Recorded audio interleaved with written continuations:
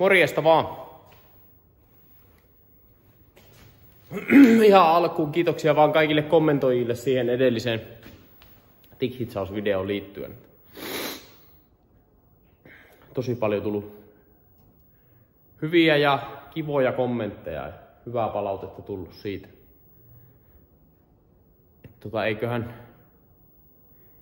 Eiköhän sitä videosarjaa jatketa. Oli sen verran kiinnostusta alumiiniin ja sitten näihin lisäaineisiin ja vaikka sitten elektrodeistakin vähän voisi höpötellä. Mut joo, kiitoksia vaan ja tosiaan tuli paljon tilaajia, että hyvä juttu niin sanotusti. Pikkusen jännitti laittaa sitä videoa, että minkälainen on vastaanotto, mutta ihan turhaan jännitti. Ihan hyvä. Mut joo, nyt olisi tämmönen pikainen loppupäivän homma vielä, kello on 3 ja tuli tämmönen aika jytäkkä sylinteri hitsauksen tuolta tutulta koneista, mikä paljon minulta hitsausta ostaa. Niin tämmönen. On se tähän nyt pyörityskoneeseen viritellyt tähän näin kiinni. Tuommoinen pukki tuossa rullat täällä alla. Nää kiristää, ettei vaan luikaha tuolta välistä pois. Ja tuo täytyisi tuosta nyt hitsata täyteen. Esilämmitys siihen kosaanilla aluksi ja joo, kossulla vähän lämpöiseksi ja sit voisin katsotaan jos sais onnistumaan tuon kuvauksen tuosta, että jos pistäisi kuvaamaan kun hitsaa, miltä se näyttää. Joo, mutta mäpä virittelen tuohon kameran nyt jollain konstilla, niin mä voisin vähän kertoa, että millä tyylillä minä ajattelin tämän nyt tästä täyttää. Että vähän siitä tarkemmin. Noniin. Eli rältsyllä pyyhkäsin tuosta maalit pois nyt. Eli tämä on tämmönen pyöreä, tai ylipäätään tämmönen pyöreä kappale, niin tavallaan vähän hankala aina tämmöstä niinku kun on yksittäiskappale, niin välillä vähän arpoa sitä, että millä vauhdilla ja millä arvoilla sitä hitsaa. Että kyllähän se, jos on 10 tämmöstä, niin kyllä se yleensä jos toinen tai viimeistään se 3, niin se ruppee menemään jo aika mukavasti, ei tarvitse paljon hakea arvoja. Eli kun on tämmönen 1, niin tää on aina vähän tästä säätämistä. Ja se on tämmöisessä kohteessa, niin kun mäkin tämän ajattelin levittämällä tehdä, eli aika isoilla arvoilla tai no niin, ei nyt välttämättä isoilla arvoilla, mutta reiluilla arvoilla hitsata, niin se täytyy saada se suunnilleen pidettyä se palaaminen niin kuin tässä kohtaa. Tai ihan sit täällä. Et jos se vauhti on liian kova ja se karkaa se hitsaaminen niin kuin tänne, niin siitä tulee ongelmia. Että sitten siitä tulee aikamoinen patti siitä saumasta ja se ei ole niinku hyvä. Eli täytyisi tämä hitsaus saada niinku pidettyä suunnilleen tässä. Jos ajattelisit, että toi olisi kello 12 tuolla, niin ehkä semmonen kello 13, niin tässä pidettyä se hitsaus. Tää on tässä on paljon enemmän silloin tätä pelivaraa. Että jos hitsaus tapahtuu tässä, niin tässä ei käytännössä ole pelivaraa kuin tänne suuntaan. Että yhtään ei voi pelata tuonne tavallaan takaisin päin, koska sit se jo livahti ylämäen puolelle se hitsaaminen, niin se ei onnistu. Eli tämä täytyy saada pidettyä suunnilleen tässä. Ja miten minä nyt tämän teen, niin todennäköisesti joudun tekemään sillä lailla, että kun tuosta jotkut pyöritysarvot heitän tuohon pyörittäjään, mutta varmaan joutuu pitämään tätä tätä vauhdinsäätökapulaa kädessä. Et jos ja kun joutuu säätämään.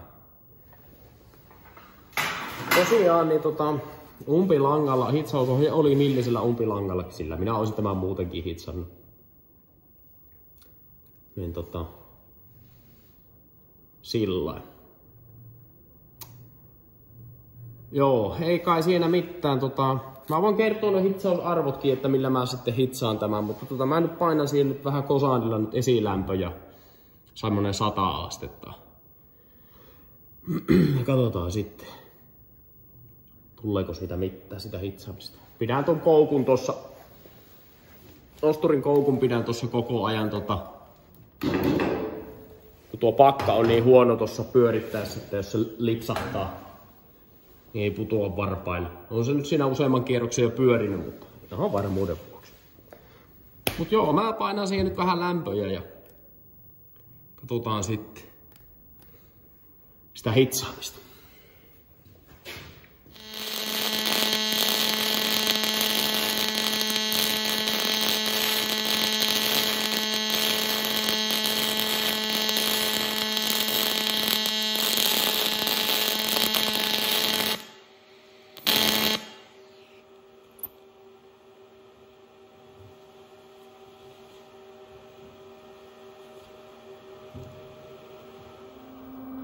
Noin.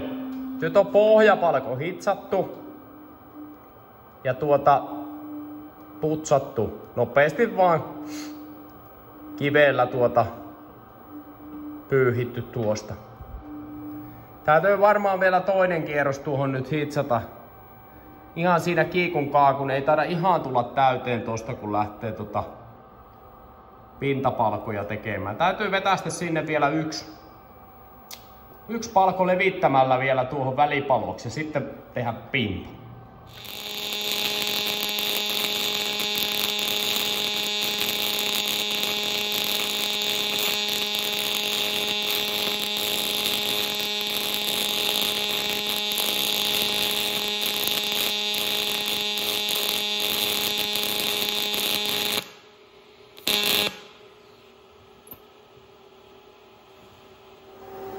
Noin.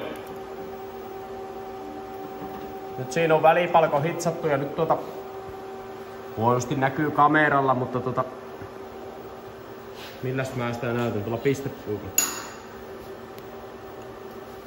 Koitin pitää tässä tämän reunan ehjänä, niin on helpompi hitsata tähän nyt sitten pintaa. Eli tähän tulee varmaan 3 pintaa. Täältä aloitan, kun tämä on korkeammalla. Sitä mä en tee levittämällä pinta. No. Ei mitään, mä putsaan se tuosta rältsyllä nopeasti ja sit siihen pintaan kehiin.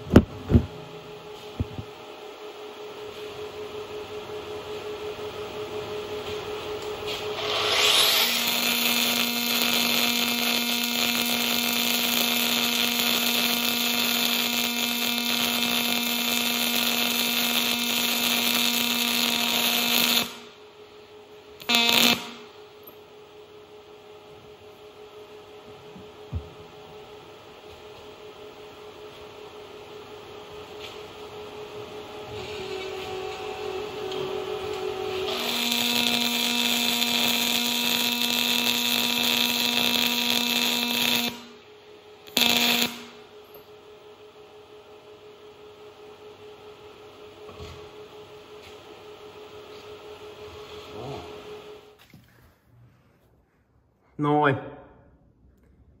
Siinäpä se on valmis. Valmis tuote maailmalle.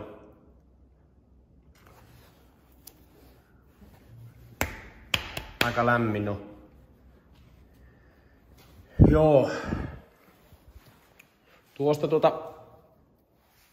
välillä aina tuntuu herättävän monenlaisia kysymyksiä nyt välttämättä täällä, mutta yleisesti, niin tuo levittämällä hitsaaminen, niin minä oon kyllä aina hitsannut levittämällä. Siinäkin täytyy niinku pitää järki mukana, että se päästä sitä sulaa lörähtämään siihen eteen. Sillä ihan sillä se pääsee kyllä niinku ultrastakin läpi levittämällä. Paljon on semmosia CV-saumoja hitsannut, mitkä on ultrattuja, ne on kyllä aina tein ne levittämällä.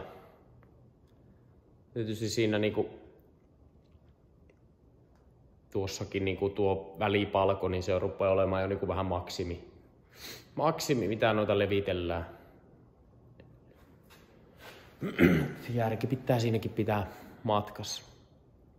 Mut joo, mä oon aina hitsaan levittämällä käytännössä, jos on tuollaisia paikkoja. Ja jos vaikka täytyy esimerkiksi 6 milli A-mitta tehdä, niin pyrin kääntämään aina 45 asteeseen ja levittämällä. Se on minun tyyli tehdä. Joo, katsotaanpa vielä loppuun toi hitsauskoneesta noita asetuksia. Niistä joku aina kyselee. Ei niihin ole mitään sellaista oikeaa tai väärää vastausta, kun jokainen hitsaa eri lailla. Niin ei ole, mutta voin nyt tuosta nyt käydä läpi, että millä minä hitsasin nyt tämän kohteen.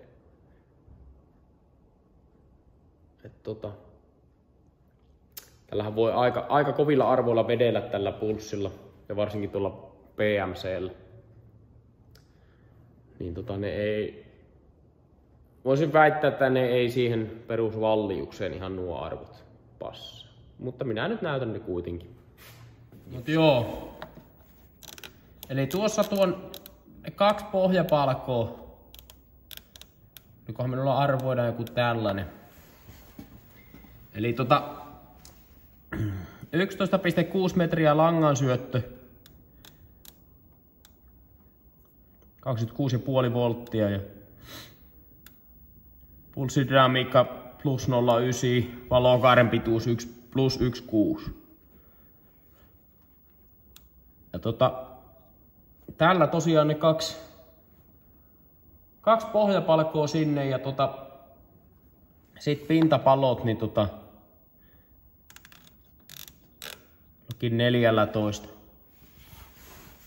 14 metriä minuutissa. Ja tosiaan nämä samat. Että siis kun minähän en näihin niinku kauheasti, että jos tämmönenkin kohde on, niin minä pelaan tällä langan syötöllä aina, kun se muuttaa nuo kaikki, tai synerginen kone. Niin minä pelaan tällä langan syötöllä vaan, että tällä minä haen ne mukavat. Toi olisi ehkä voinut olla pikkasen pienempi, ehkä 1. Tästä pulssidynamiikasta niin on tullut muutama kysymys kans, niin tää on vähän semmonen mun mielestä makuasia. Joku tykkää pitää miinuksella ja joku plussalla. Nytkin oli 0,9, oliko 0,9? No ihan sama, kuitenkin. Niin en mä niinku näihin kauheasti koske. Mä pelaan tällä valokaaren pituuden säädöllä ja tällä langan syötöllä. Et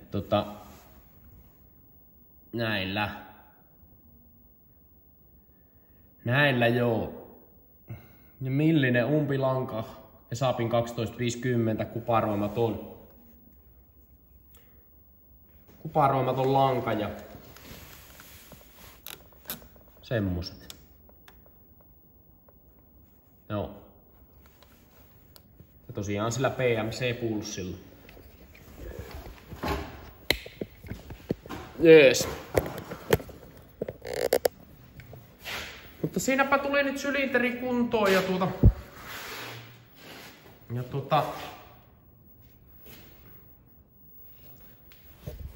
jäähtykö tuossa nyt sitten yön yli ja nostan sen huomenna aamulla sitä lavalle. Pistän maailmalle.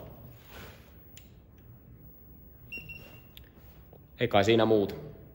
Se on moro.